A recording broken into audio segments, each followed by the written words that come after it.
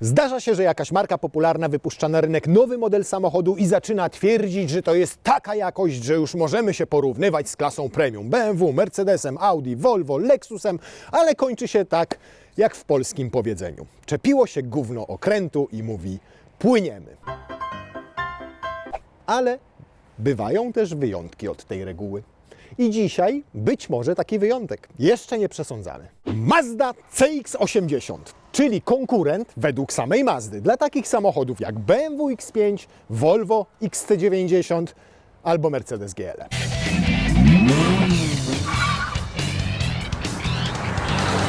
I testowaliśmy już Mazdę CX-80 dla Was na tym kanale, tylko wtedy nazywała się CX-60, ponieważ na dobrą sprawę to jest dokładnie ten sam samochód, tylko wydłużony o 25 cm.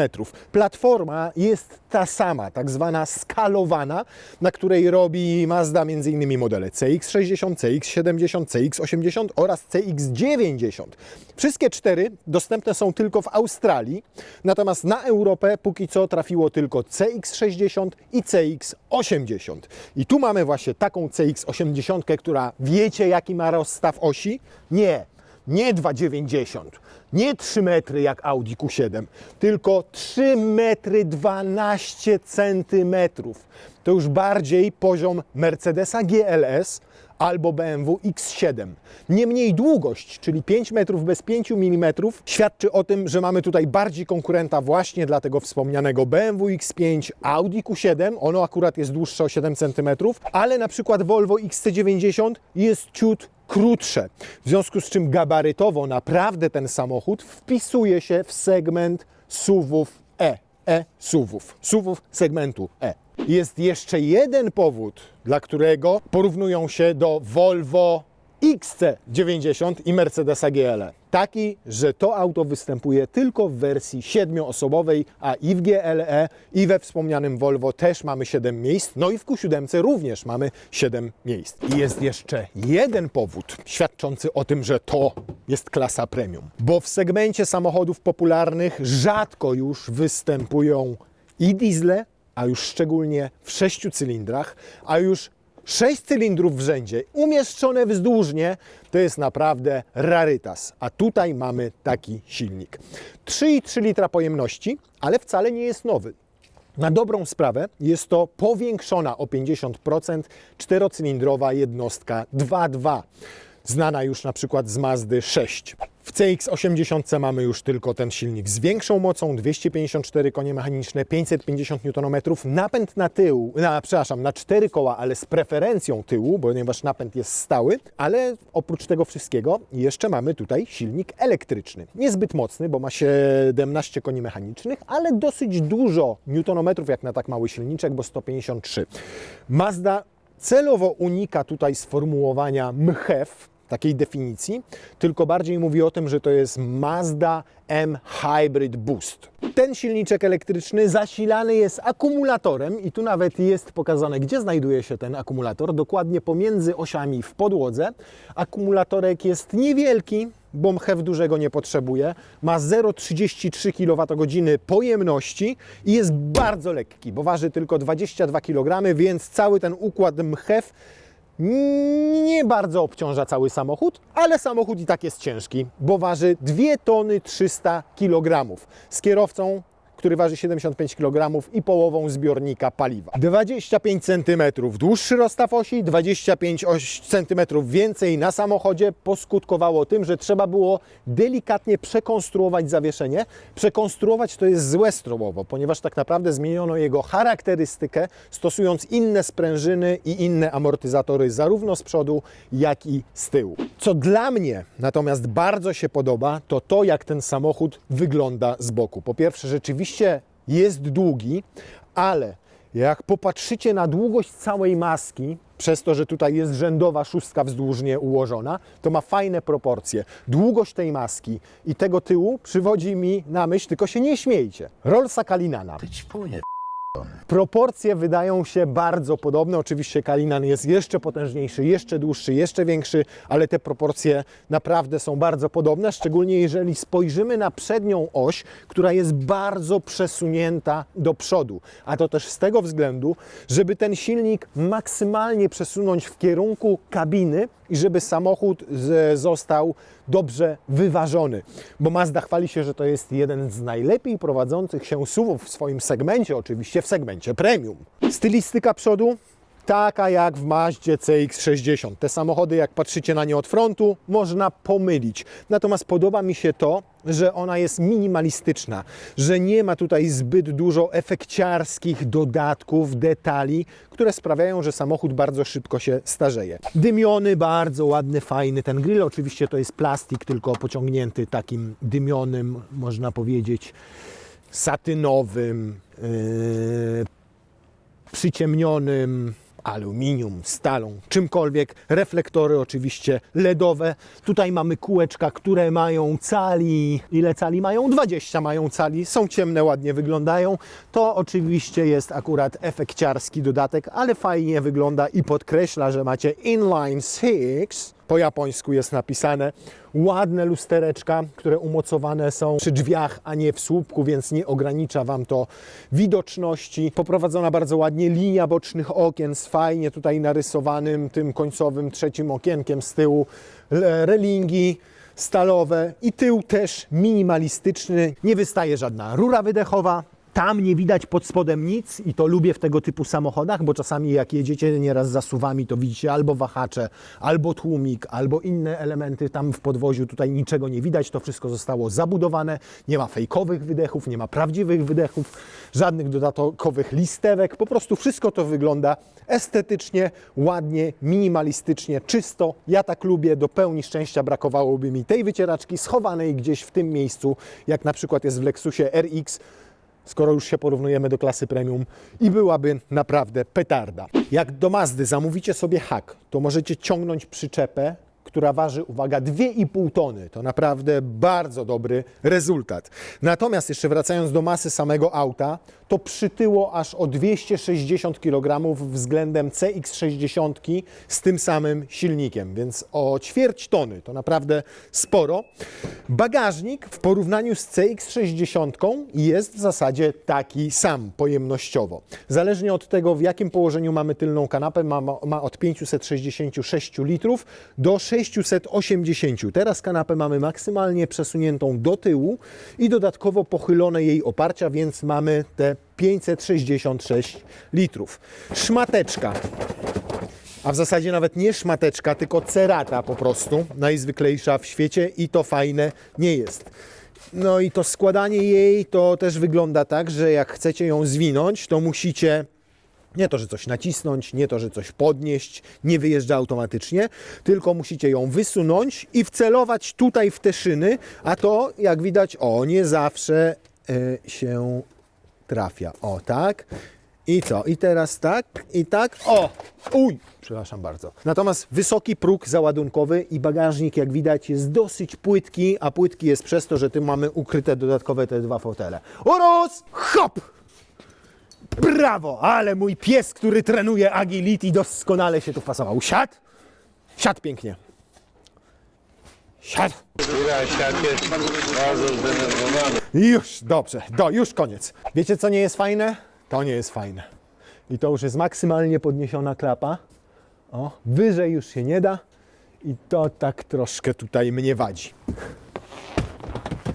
I to jest wszystko, jeżeli chcecie mieć zasuniętą roletę. Bagażnik w CX-60 był zdecydowanie głębszy, ponieważ tam nie mamy dodatkowych foteli i takich walizek moglibyśmy tam włożyć więcej, ponieważ wchodziły nam w ten sposób pod roletę. Tutaj nie ma prawa się to udać. Jeżeli chcemy przewieźć więcej majdanu, no to mniejsze walizki, które są szmaciane, a nie takie sztywne, a najlepiej to w ogóle wymontować po prostu roletę, ale ma fajne rozwiązanie, powiem Wam. Ma taki sprytny mechanizm blokady, że zobaczcie, jak się rozsuwa. W ten sposób, więc jak ją składacie, to cyk, cyk I zobaczcie, wchodzi bez najmniejszego problemu i tylko jak ją wtedy mocujecie, to te blokady zwalniacie. To może jeszcze na tę roletę tu gdzieś miejsce jest. I ja to bardzo lubię i to bardzo szanuję. No i teraz jest lepiej. Niewiele, ale lepiej. Nie no, żartuję. Oczywiście znacznie lepiej, bo tutaj ładujecie trzecią taką walizkę, no tylko, że wtedy pozostaje to wszystko nie zasłonięte roletą, ale się zamyka. Jeszcze tutaj jest miejsce na ułożenie jakichś gratów. Więc to spoczko, no oczywiście zamknie się bez najmniejszego problemu, nawet nie wiem po co to pokazuję, po to, żeby jak zwykle silny mógł wydłużyć odcinek i zarobić więcej. Fajne rozwiązanie to, żeby dostać się do trzeciego rządu siedzeń, wystarczy nacisnąć ten przycisk, wówczas odblokowuje się fotel i trzeba go tylko przesunąć trochę do przodu. I wówczas jest ułatwione wejście. Mazda twierdzi, że zaprojektowała ten trzeci rząd siedzeń z myślą o osobach mierzących około 1,70 m. I powiem Wam uczciwie, że jest to całkiem prawdopodobne, że osoby mierzące do 1,70 m będą miały tutaj względnie wygodnie. Oczywiście nie mówię, że to będzie super komfortowa podróż, jak jedziecie do Chorwacji, ale takie 100, 200, 300 km z Warszawy nad Polskie Morze naprawdę będzie dla tych osób do zniesienia. Ja mam 1,90 m, zobaczcie, nawet tutaj mam stosunkowo sporo miejsca nad głową, chociaż oczywiście walę tą głową w sufit. Na nogi jest ok, tam myślę przede mną jeszcze ktoś by usiadł, chociaż fotel jest maksymalnie przesunięty w tym momencie do przodu.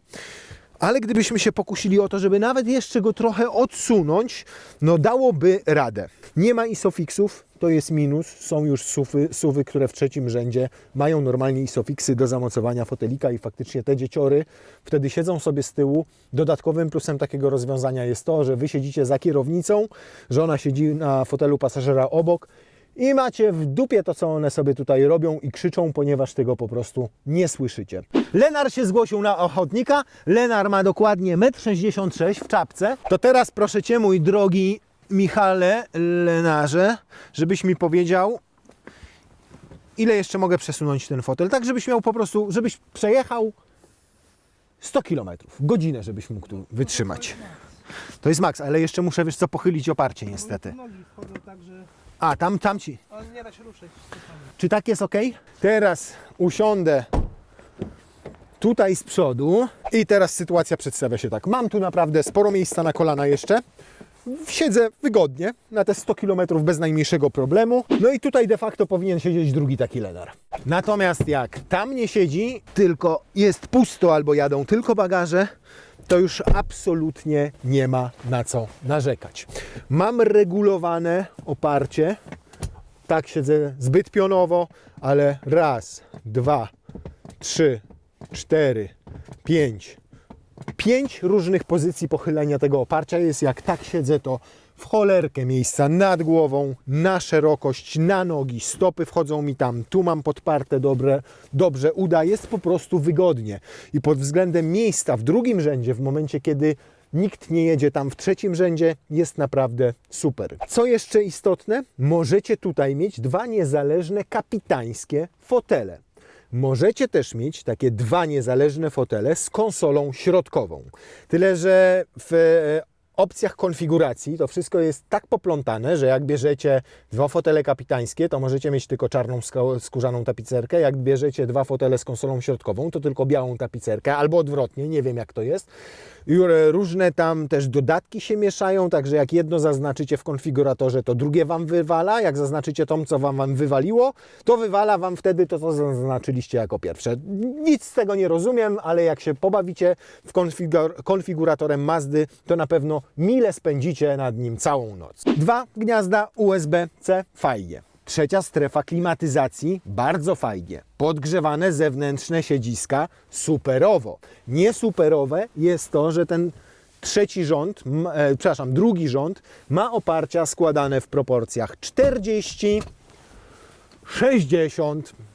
Więc jeżeli chcielibyście przewieźć coś dłuższego, nie wiem, karnisz, miotłę, narty, to musicie złożyć któryś z foteli, ponieważ nie ma tutaj nawet rękawa na narty. I to jest coś, czego nie lubimy, bo jak jedziecie samochodem, który ma taki duży bagażnik i jedziecie w 4 osoby na narty, to powinniście mieć możliwość przewiezienia tych nart poprzez złożenie środkowej części. Nie wiem czemu głównie Japończycy upierają się przy tym, że te tylne oparcia składają się w proporcjach zazwyczaj 60-40. Ale wszystkiego mieć nie można. Z rzeczy praktycznych jeszcze fajnie dostępne isofixy w drugim rzędzie. Tylko na takich zaślepkach, ale przynajmniej bardzo łatwo będzie wpiąć fotelik. Zaślepki się zapewne zgubią. Nie wiem ile kosztują w Mazdzie, ale skoro to już jest premium samochód, to pewnie po 500 za sztukę. Drzwi bardzo szeroko się otwierają w zasadzie pod kątem 90 stopni względem karoserii. W dodatku ten otwór drzwiowy jest naprawdę wielki, więc wysiadanie czy wsiadanie to jest mały pikuś. Wow!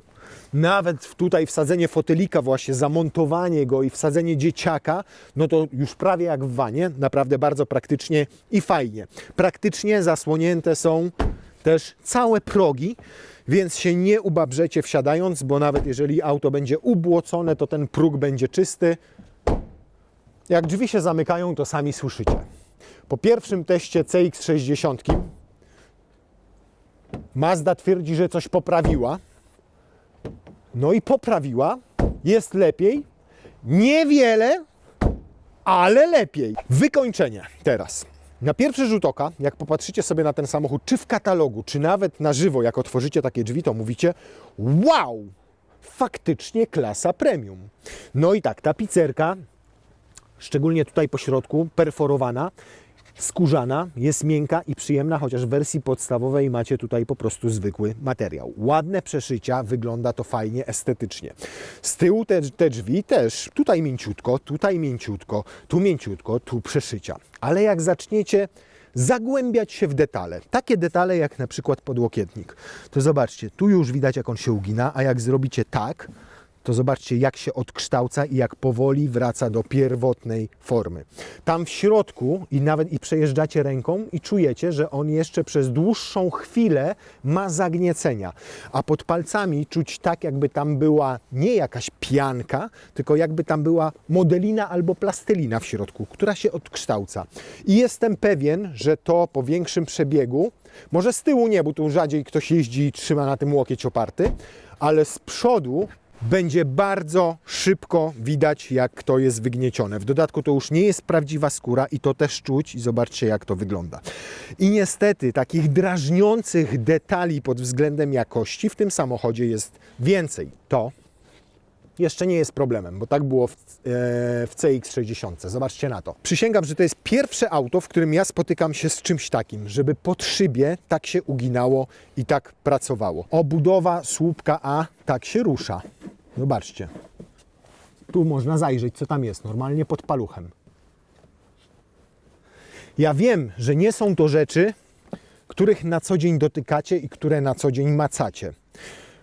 Ale jak ktoś się próbuje porównywać do klasy premium i wycenia taki samochód na 330-340 tysięcy złotych, to tego typu rzeczy naprawdę powinny być dopracowane do perfekcji.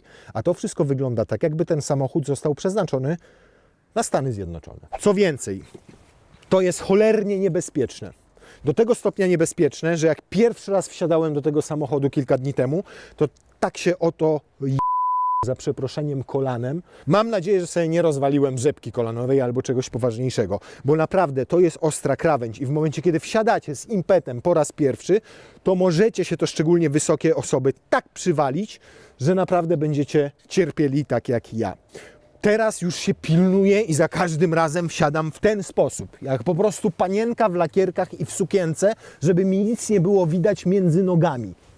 O, tak. Więc niestety są takie detale, które w tym samochodzie bardzo drażnią, tak jak na przykład też to obicie. W CX-60 bardzo mi się podobało, a tutaj jest wybłyszczone, jakby było wyciągnięte z 30-letniego Mercedesa W124, który jeździł na taksówce. No naprawdę. Teraz patrzcie to. O, jeszcze jakiś nowy dźwięk. To. Dla odmiany konsola środkowa zamocowana super. Naprawdę. fantastico. I znowu patrzycie na zdjęciu i mówicie, wow, ale pięknie, faktycznie premium. Tylko że to wszystko jest premium na zdjęciach. Jak zacznie się to dotykać, to jest to po prostu taki plastik, jak choćby w Toyocie Highlander, a na pewno nie jest to prawdziwe drewno, jakie stosują Audi, Mercedes czy BMW, a nawet jeżeli tam nie ma drewna, to po prostu to wszystko jest estetyczniejsze i lepsze jakościowo. Nie chcę używać słowa mniej tandetne, ale lepsze jakościowo. No ale na przykład już i przyciski, i pokrętła są naprawdę fajnie, przyjemnie, miękko pracują i działają bardzo. Ładowarka indukcyjna, bardzo łatwo dostępna, ponieważ gałka jest tutaj nisko umieszczona, to wszystko jest takie wypłaszczone. Mamy tutaj gniazdo zapalniczki, kontrolkę pokazującą, czy telefon nam się ładuje, klasyczne pokrętło głośności, sporo klasycznych przycisków, przede wszystkim panel do sterowania klimatyzacją z przyciskami, który działa bardzo fajnie, też mięciutko, przyjemnie pod palcem pracują, czytelny ten wyświetlacz, generalnie minimalistycznie i fajnie.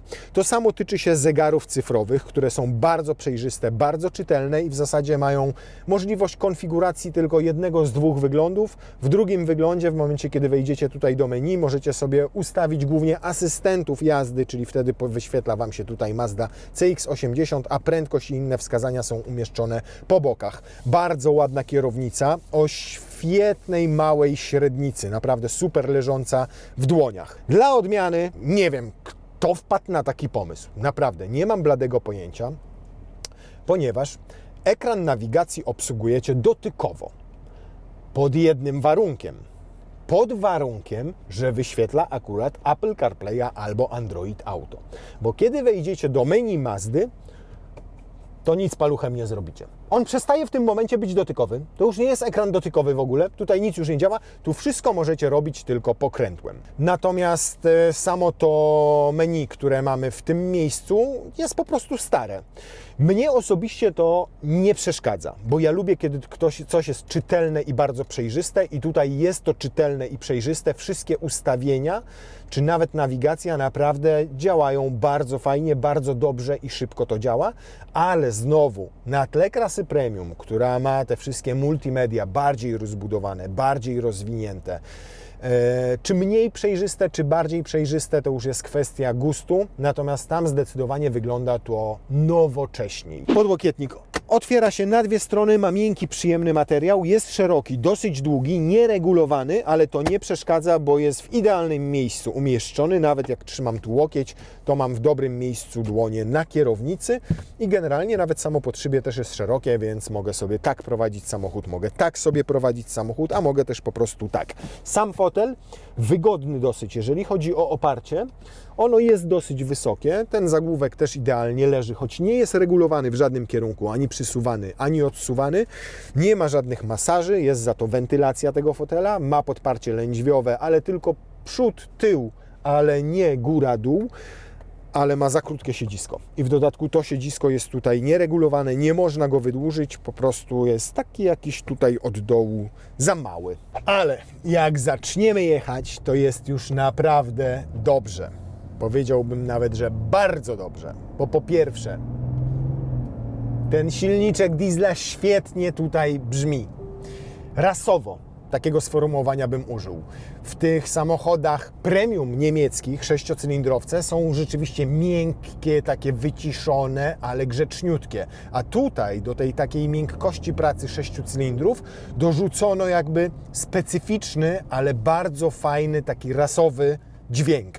I mnie się to akurat bardzo podoba w tym samochodzie. Jak dźwięk silnika Wam nie odpowiada, to możecie sobie...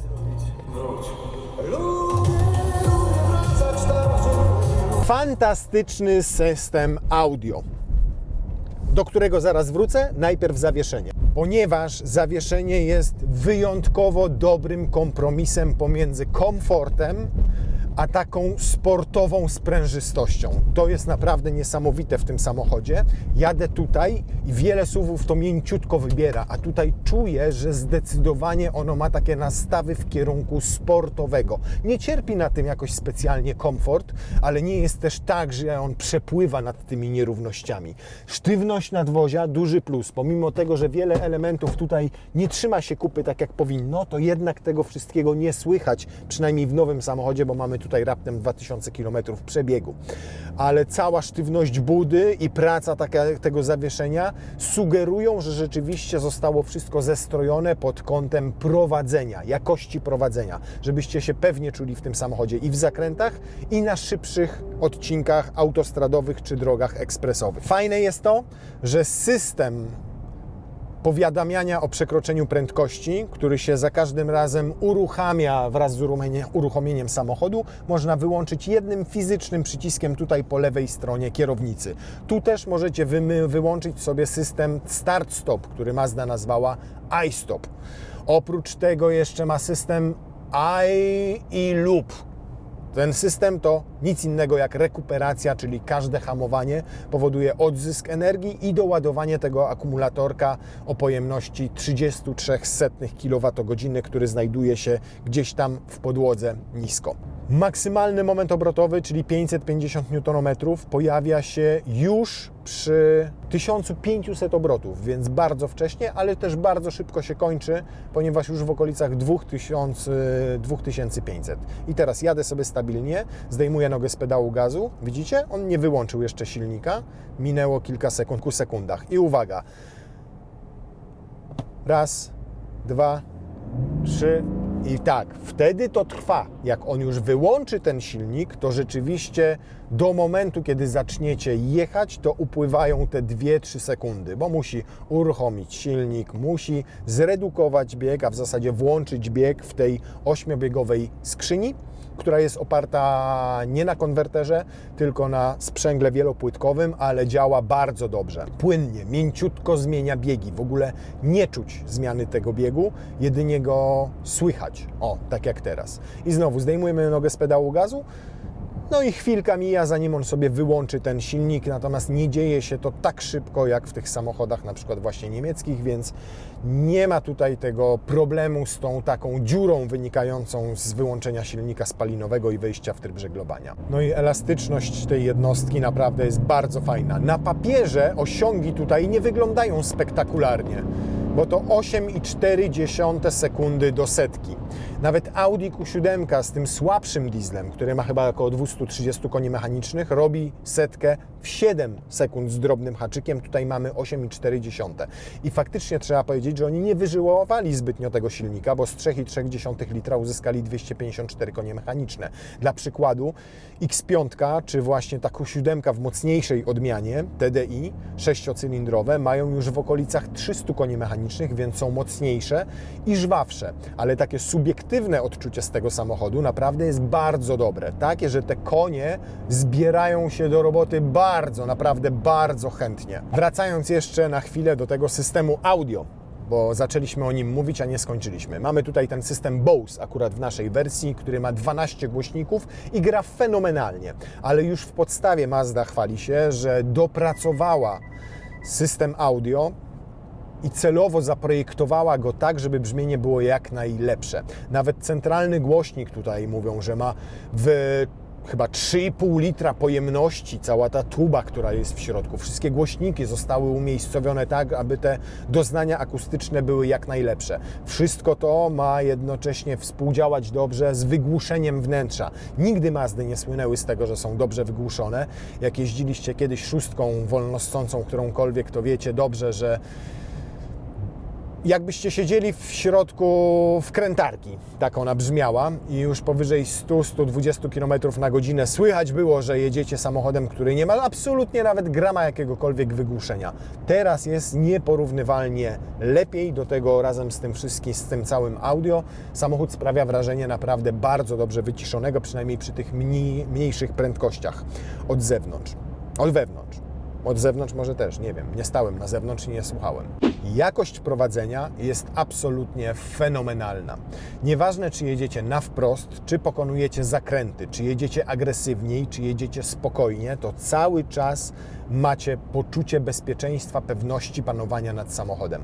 To kwestia dobrego wyważenia, to kwestia dużego rozstawu osi, ale to kwestia też tego, jak tutaj dopracowano zawieszenie i układ kierowniczy. Mała kierowniczka, naprawdę każdy skręt tą kierownicą, czy brutalniejszy, czy delikatniejszy, powoduje natychmiastową reakcję, ale też ani przez chwilę nie czujecie się niebezpiecznie.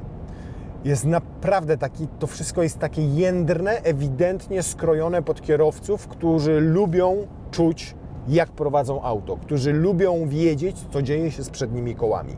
Za to, jak on pokonuje zakręty, odpowiada też system, który nazwano Kinetic Posture Control i on podobno w ostrzej pokonowanych zakrętach delikatnie przyhamowuje wewnętrzne tylne koło, po to, żeby stabilność samochodu była większa i żeby lepiej trzymał się drogi. I nie wiem, czy to działa, jak to dokładnie działa, ale samo prowadzenie naprawdę jest świetne. Być może jest to jeden z najlepiej prowadzących się SUV-ów w segmencie aut popularnych. Naprawdę prowadzi się świetnie i właśnie w takich momentach, kiedy musicie nagle zmienić kierunek jazdy, kiedy szybciej jedziecie w zakręcie prawym albo lewym, to czuć, że i układ kierowniczy, i zawieszenie, i ten układ Kinetic Posture Control działają tak, żebyście mieli jak najwięcej fanu z prowadzenia wielkiego samochodu, 5-metrowego, który ma rozstaw osi 3,12, a naprawdę jedzie świetnie.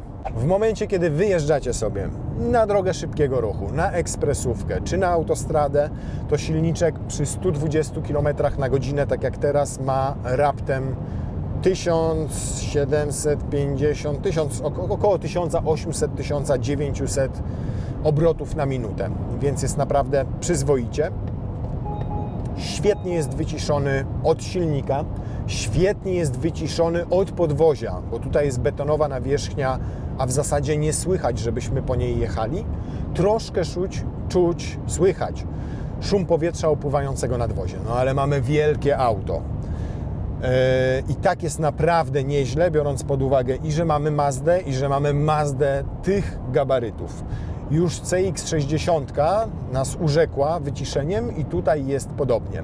Głośno zaczyna się robić dopiero, kiedy zaczynacie jechać 150-160 na godzinę. Wtedy rzeczywiście stają się bardziej słyszalne i odczuwalne wszystkie hałasy zewnętrzne, ale jak jedziecie sobie tak normalnie 120-30, to absolutnie nie ma na co narzekać. Można sobie,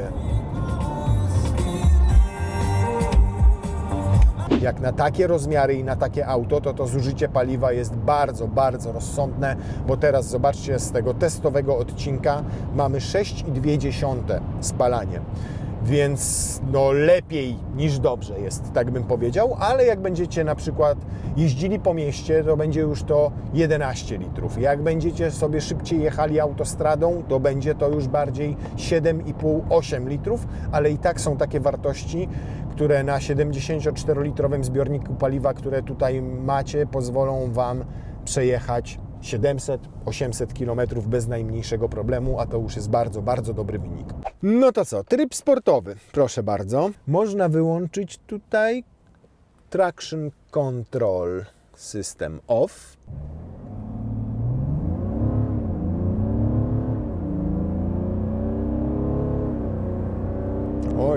Oj, trwało to i trwało. Ale jest dużo lepiej niż fabryka przewidziała. 8,1, czyli 8 sekund, a nie 8,4. I to się tak może wydawać, że to żadna różnica, ale to jest różnica. Natomiast jeżeli chodzi o średnicę zawracania, no to jednak spora. To jeszcze raz.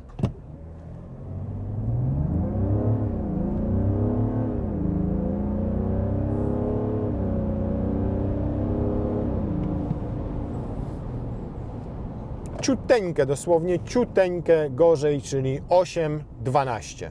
Biorąc pod uwagę fakt, że mamy 3/4 zbiornika paliwa, w zasadzie najwyższą wersję wyposażenia, łącznie ze szklanym dachem, z systemem Bose, że mamy mnie, nielekkiego za kierownicą, że mamy silnego, nielekkiego tam z tyłu, to jest naprawdę bardzo dobrze. Bardzo, powiem Wam, mieszane odczucia mam, jeżeli chodzi o ten samochód. Przestronny, spory bagażnik, w trzeci rząd siedzeń naprawdę ustawny, układny i spokojnie osoby 1,70 m mogą tam jechać. Przesuwana tylna kanapa, pochylane oparcia, przy 5 osobach na pokładzie spory bagażnik, dużo praktycznych rozwiązań.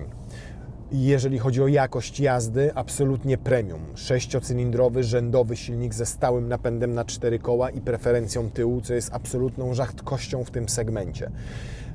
Mega przyjemnie się nim jeździ, chcę nim się jeździć. Tak jak mówię, on stoi na podjeździe, a ja chcę wsiąść sobie w Mazdę CX-80 i sobie jechać, bo po prostu lubię nią jeździć. Ale no drażni mnie, naprawdę drażni mnie to wykonanie tego samochodu. I to jest ten minus, bo uważam, że jeżeli się sprzedaje samochód za taką cenę, a przede wszystkim aspiruje się do tego segmentu premium, no to to wszystko powinno być lepiej zmontowane. Przede wszystkim, naprawdę lepiej zmontowane. Ja wiem, że nie jedziecie i nie macacie samochodu, no ale możecie mieć wątpliwości co do tego, jak to będzie wszystko wyglądało w przyszłości. I tu dochodzimy do najsmutniejszego wątku tak naprawdę, bo do ceny. Za wersję podstawową z materiałową tapicerką i dość skromnym wyposażeniem musicie zapłacić 280 000. A taka jak ta, jeszcze nie najbogatsza, bo jeszcze można parę rzeczy dołożyć, kosztuje 330 000 złotych. Topowe 340 000 złotych. Za diesla. A jeszcze jest plug-in, który jest 17 000 złotych droższy i wtedy już wchodzimy w pułap 350 000 złotych. No to najnowsze Volvo XC90, owszem, ma benzyniaka o mocy 250 koni mechanicznych, więc moc porównywalna. 4-cylindrowego to jest nieporównywalne, no ale mówimy o Volvo i Volvo kosztuje wyjściowo 320 000 złotych. Jak się uprzecie, to Q7 za te pieniądze teraz na wyprzedażach też kupicie. Jak dostaniecie rabat w BMC, to będzie X5 niewiele droższa. No więc cenowo zbliżyliśmy się Mazda rzeczywiście do segmentu premium. Jeżeli chodzi o jakość prowadzenia i jazdy, też zbliżyliśmy się do poziomu premium. Niestety, jeżeli chodzi o jakość wykonania, to jesteśmy daleko od segmentu premium. I to jest największy problem tego samochodu. Szczerze mówiąc, CX-60 też miała pewne wady, jeżeli chodzi o jakość wykonania, które również pokazaliśmy. Ale tam mówimy o samochodzie, który kosztował w wersji, którą jeździliśmy, 220 000 złotych. Okej, nie była tak wypasiona jak ta, ale miała absolutnie wszystko, co trzeba i była rozsądnie wyceniona. A tutaj trochę chyba, drodzy Japończycy, przepałowaliście z ceną. A raczej ustaliliście taką cenę, która niestety zmusza Was do porównywania się z segmentem premium, bo wszystkie samochody konkurencyjne tak naprawdę do tego auta, czyli Hyundai Santa Fe 7-miejscowy, czyli Kia Sorento 7-miejscowa, czyli Toyota Highlander 7-osobowa, będą tańsze niż to auto. A niestety, pomimo 6 cylindrów pod maską tutaj, to nadal jest auto, które dokładnie z tymi samochodami należałoby porównywać. Czyli z Hyundaiem, czyli z Kią, czyli z Toyotą, ale na pewno jeszcze nie z BMW, nie z Mercedesem, nie z Volvo i na pewno nie z Lexusem. No dobra, nie byłbym sobą, jakbym nie zweryfikował tego, czy rzeczywiście na luźnej nawierzchni mamy tutaj układ napędowy z preferencją tyłu. Jeździliśmy dokładnie w tym samym miejscu ostatnio Audi Q7, jeździliśmy Range Roverem, żeby nie skłamać, co to było? Velar. I oba naprawdę dawały tutaj kupę frajdy, bo wychodziły boczkiem jak w wórce, a zobaczymy, jak to będzie w przypadku Mazdy. Wow! No idzie, rzeczywiście ma tą preferencję tyłu, tylko ma niestety za mało mocy i za mało momentu obrotowego, żeby pojechać takim pełnym, fajnym boczurem. I jeszcze w dodatku nie da się całkowicie wyłączyć kontroli stabilizacji toru jazdy. Jest tylko kontrola trakcji wyłączona, więc w momencie, kiedy poczuję za duży uślizg, to od razu ją prostuję. Ale coś tam tą dupką zarzuca i faktycznie można poczuć, że tutaj jest większość tego momentu i większość tej mocy na tylnej osi. O, i już przyhamowuje ją niestety sterownik. I to jest czuć. Przepustnica jej przymyka, mazduchnie, więc cudów nie będzie.